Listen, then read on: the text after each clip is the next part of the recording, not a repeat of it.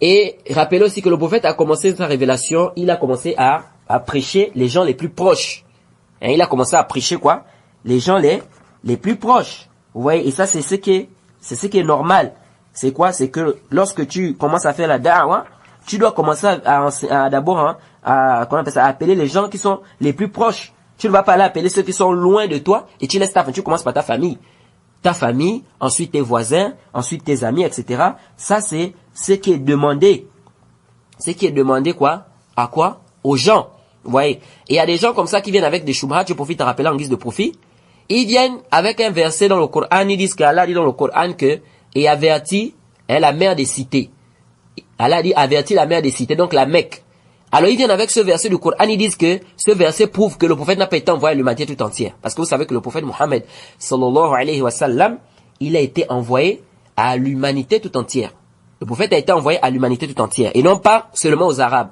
Donc il a été envoyé donc aux Noirs, aux Chinois, aux Américains, aux Français, aux Gabonais, à toutes les races, c'est-à-dire toute l'humanité. Le prophète est envoyé pour eux. Ouais. Mais il y a des gens comme ça, ils viennent avec des shubhat, ils amènent des versets dans le Coran, des ambiguïtés comme ça, pour vouloir quoi égarer certains musulmans qui ne sont pas avertis, qui ne veulent pas aussi faire des efforts dans la religion. Alors, ils viennent comme ça, ils embrouillent les gens, ils amènent des versets dans le Coran, ils disent que Allah dit dans le Coran et avertit la mère des cités. Ils disent que mais voilà, ici votre Coran dit et avertit la mère des cités. Donc ça veut dire que la Mecque, donc ça veut dire que le prophète n'a pas été envoyé à l'humanité entière, il a été envoyé pour avertir la mère des cités qui est la Mecque. Comment comprendre? Comment enlever cette ambiguïté? Tout d'abord, il faut retenir, il faut savoir que Allah dit dans le Coran, sourate 21, sourate Anbiya, au verset 107. Sourate Anbiya, c'est sourate 21, au verset 107. Allah dit quoi? Allah dit là-bas, au verset 107, Allah dit, وَمَا أَرْسَلْنَاكَ إِلَّا رَحْمَةً لِلْعَالَمِينَ. وَمَا أَرْسَلْنَاكَ إِلَّا رَحْمَةً لِلْعَالَمِينَ. Allah dit, et nous ne t'avons envoyé qu'en miséricorde pour l'univers. Écoutez ça. Et nous ne t'avons envoyé qu'en miséricorde pour l'univers. Donc Allah a envoyé le prophète Mohammed sallallahu alayhi wa sallam à l'humanité tout entière. Et dans un autre verset, Allah dit sourate 34. Sourate 34 au verset 28. Sourate 34 au verset 28. Donc sourate Saba. Sourate Saba. Sabaï.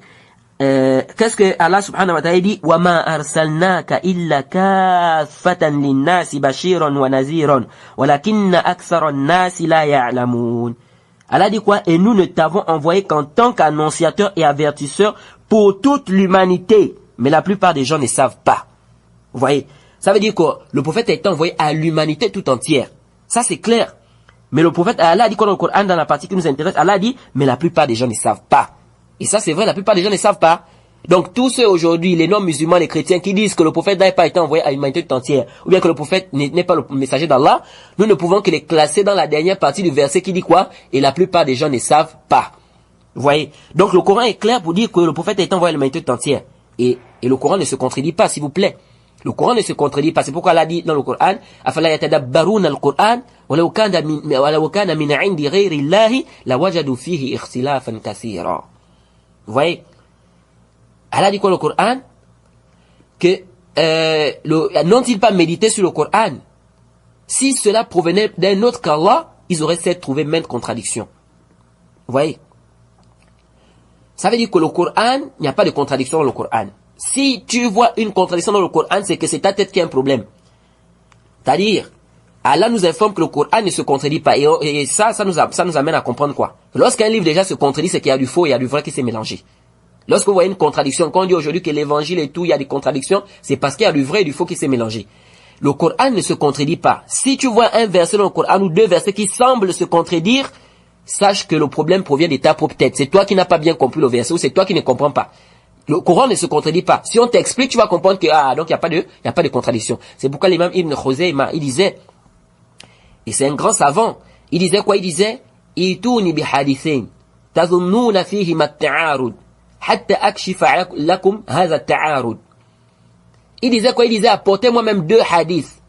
Deux hadiths. Vous avez l'impression que ça semble se contredire. Il dit, je vais vous démontrer que ces deux hadiths-là ne se contredisent pas. Vous voyez, ça montre quoi? Ça montre le ilm de ce savant-là. Vous voyez, il y a beaucoup de savants, les livres qui ont été écrits tels que Mushkil al-Athar, de l'imam Tahawi, où il a regroupé des versets et des hadiths qui semblent se contredire. Vous voyez, tous les versets et les hadiths qui semblent se contredire. Si vous voulez comprendre ça, allez-y acheter ce livre-là. C'est un livre quoi? Très bénéfique et c'est un livre très important. Vous voyez. Donc pour dire quoi? Que le Coran et les hadiths ne se contredisent pas. Alors lorsque le prophète Mohammed sallallahu alayhi wa sallam, lorsqu'Allah dit dans le Coran au prophète, avertit la mère des cités. Donc la Mecque, ça ne veut pas dire que le prophète a été envoyé seulement à la Mecque. Non. On a déjà lu des versets ici qui prouvent que le prophète a été envoyé à la Mecque entière. Mais ça veut plutôt dire quoi? Commence par la mère des cités. Commence par la Mecque. Et c'est normal. Puisque tu ne peux pas dire que tu as été envoyé à l'humanité entière, tu vas venir commencer, tu dis non, le prophète quitte l'Arabie Saoudite, il dit bon, je vais commencer à aller faire la prêche en France, ou je vais commencer à aller faire la prêche au Congo. Mais comment? Mais toute ta famille, tu laisses d'abord toute ta famille là-bas qui sont en Arabie Saoudite, à la Mecque, là où toi tu es, tu laisses tout ce monde-là, et tu ne leur prêches pas, tu laisses tout ce monde-là pour venir d'abord dire que tu vas venir prêcher au Congo et bien aux États-Unis. Non, ça c'est pas, c'est-à-dire c'est même pas ma'akoul, c'est-à-dire c'est pas raisonnable. Ici donc le sens c'est quoi? C'est que commence par la Mecque. Commence par la Mecque, mais ça ne veut pas dire qu'il a seulement été envoyé à la Mecque, non. Et c'est pourquoi, et ce qui prouve même que c'est faux, puisque le prophète s'est déplacé. Il est allé aussi faire le prêche à Médine. Le prophète a fait la hijra, il a fait les hijra, il est allé prêcher, même l'histoire reconnaît cela. Le prophète a quitté quoi? La Mecque, comme beaucoup disent là, beaucoup de gens qui sont mal intentionnés, le jour où Mahomet s'est enfui de la Mecque. Ils disent le jour où Mahomet s'est enfui de la Mecque. Regardez un peu ce genre de paroles là. Les gens qui ont la haine pour l'islam, la haine pour le prophète Mohammed sallallahu alayhi wa sallam. Et on va expliquer tout ça quand on va arriver à la hijra. Vous voyez, le prophète a quitté la Mecque pour aller prêcher. Il est allé à Médine et il a prêché là-bas. Alors si vous voulez dire que le verset là, Allah dit avertit la mère des cités qui est la Mecque. Mais pourquoi le prophète est parti à Médine? Pourquoi le prophète est parti prêcher ou à Médine? Non, ça montre que votre compréhension est barre, votre compréhension est fausse. Ce n'est pas ça le sens. Vous voyez. Donc ça c'est cette choubhat là que les gens amènent comme ça, et les gens qui sont pas avertis, n'est-ce pas, les musulmans qui sont pas avertis commencent à douter, disent oh, comment ça? On dit que c'est vrai ce qu'il a entendu. Non, c'est pas vrai.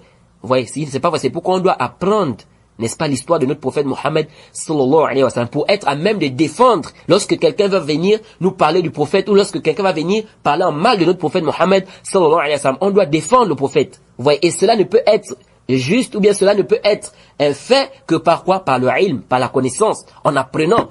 Parce que si on n'a pas appris, si on est dans l'ignorance, ce sera difficile pour nous de repousser les ambiguïtés de quoi? Des non-musulmans du côté adverse, ou bien des gens qui sont contre l'islam. Et ça, c'est le défi du monde aujourd'hui. Le défi du monde aujourd'hui, c'est que on attaque l'islam. Les gens attaquent l'islam et ils passent par qui? Par le prophète Mohammed sallallahu alayhi wa sallam. Alors si les musulmans n'ont pas appris, leur religion, alors ce sera difficile. On va être humilié, comme le prophète a dit dans le hadith authentique, quand il a parlé du djihad, que lorsque vous allez laisser le djihad, Allah va faire quoi? Il va vous humilier jusqu'à ce que vous allez revenir vers votre religion. Jusqu'à ce que vous allez revenir vers votre religion. Donc si on revient vers la religion, Allah va nous élever. Mais tant qu'on va abandonner la religion, Allah va toujours nous humilier. Vous voyez, donc ce qui revient à dire quoi? On doit faire quoi? On doit chercher à apprendre notre religion. On doit chercher à apprendre l'histoire de notre prophète. Comment est-ce que était le prophète Mohammed sallallahu alayhi wa sallam? Qu'est-ce que le prophète a enseigné? Comment étaient ses comportements? Pour être à même de quoi? De défendre le prophète Mohammed sallallahu alayhi wa sallam.